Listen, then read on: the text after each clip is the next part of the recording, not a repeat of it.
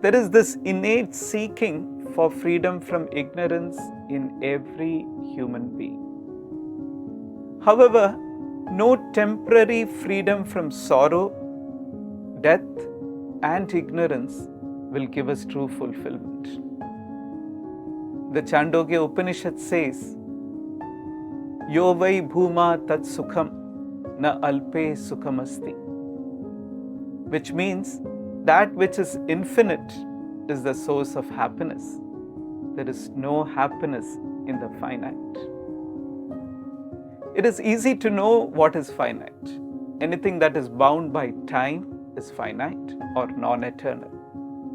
In that case, everything that one seeks from the external world is non-eternal, except the self.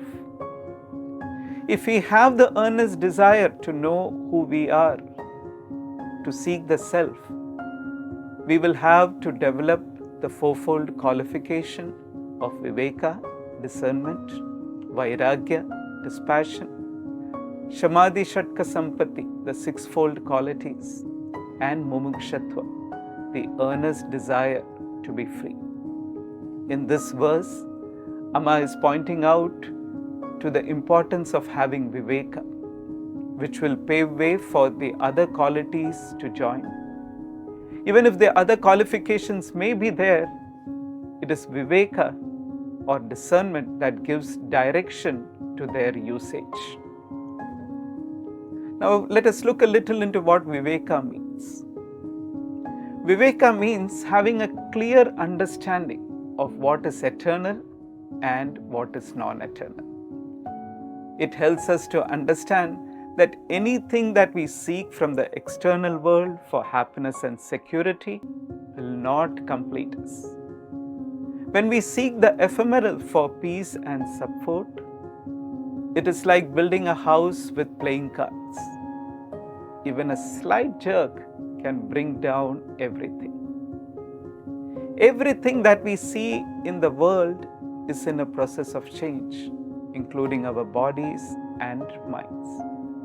In Amma's words, trying to find real support from this world is like trying to dance on a stage that is shaking all the time. The dancer will never be comfortable. This quality of Viveka helps us to be very clear about our priorities in life.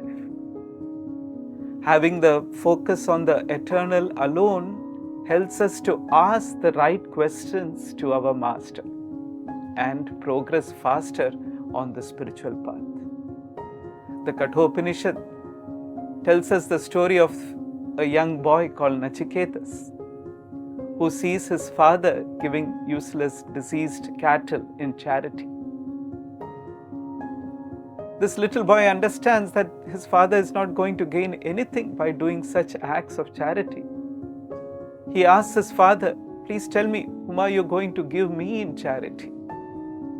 The father gets really angry and says that he is going to give his son to the Lord of Death, to Yama. Nachiketas keeps the word of the father and goes to meet Lord Yama. When he reaches Yamaloka, he has to wait for 3 days as the Lord of Death is out of station. We all know how busy he is. But this little boy waits patiently.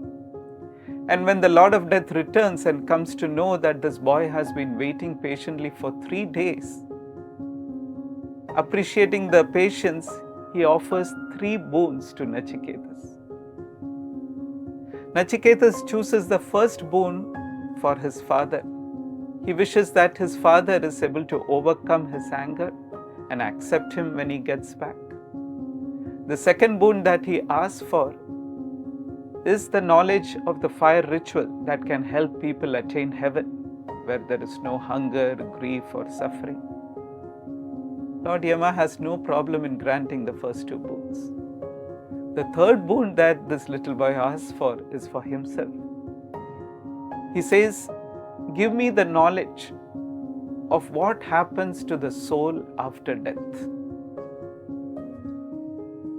He asks for the knowledge of immortality. And the Lord of Death tries to tell Nachiketas, tries to convince him that he should be asking for something else and not for this knowledge. And he offers a lot of things to Nachiketas. He says, I can give you wealth, cattle, elephants, all kinds of pleasures, long life. But don't ask for this third boon. Change it and ask for something else.